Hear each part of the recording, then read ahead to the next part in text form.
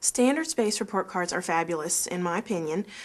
We use them for every report card grading period, of course, and we have been trained thoroughly on how to, in fact, we've had not just trained, but we've been involved as teachers in creating the report card. And the report cards are created from the state curriculum, so we're using the standards that we're supposed to be teaching already by the state.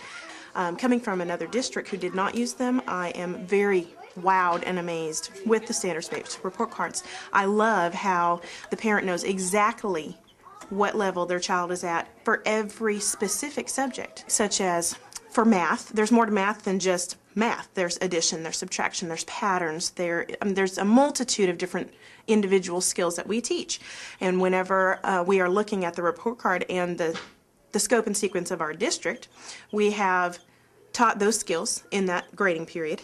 We've tested those skills for that grading period. And in kindergarten, it's pretty much individually, because there's not a whole lot you can do with the whole group of kindergartners. So we pull every single kindergartner individually so I can know firsthand how they're doing on every subject. I keep a very large spreadsheet of how they're doing each 9 weeks, and the parents get to see how they're progressing. Let's do one more. Say Happy Mother's Day! Happy Mother's Day! We use our October conference times to train our parents for the report cards. Being a kindergarten teacher, most of our parents are new. Some of them are returning parents.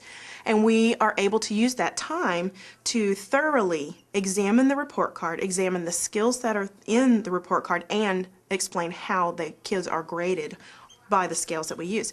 And once they're trained, they understand how to read it clearly, and they are very involved with their children's learning.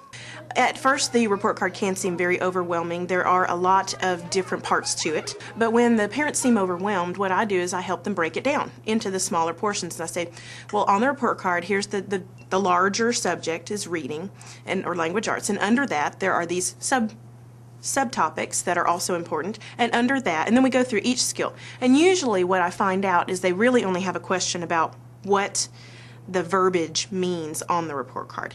And then I'm able to really get to the bottom of the question, which is usually aimed at how can I help my child at home to better improve in that particular skill. Sometimes the skill hasn't been taught yet, so they haven't mastered it.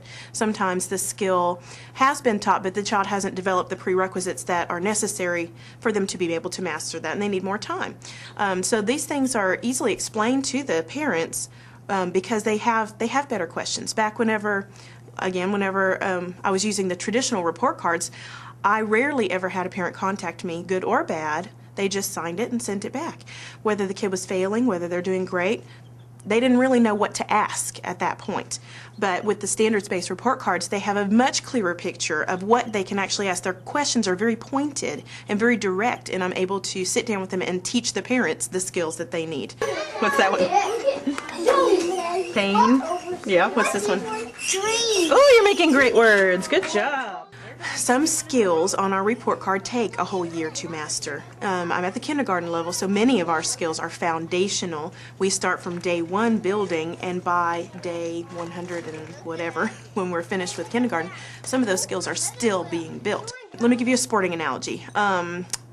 Let's say I'm a football coach, and my new team has just come in. I've just met them. We've had our first practice.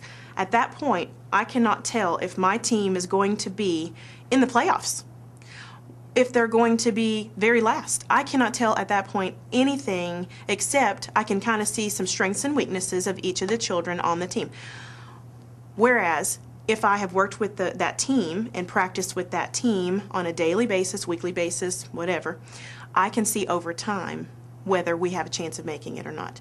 So some of those skills are like that sporting team, where it's going to take quite a few 9 weeks periods. It could take 1, it could take 2, it depends, and we don't teach everything the first 9 weeks. There's a scope and sequence that we follow, which is written by the district, that we have to teach these certain skills at this time, and those are in an order that makes sense to the way that children learn. So we might not teach fractions until the very last 9 weeks. So the child isn't able to be taught fractions, cannot master fractions the first 9 weeks, second 9 weeks, third 9 weeks. So the waiting is sometimes tough if the parent does not understand that some of the skills do take all year to teach and build on.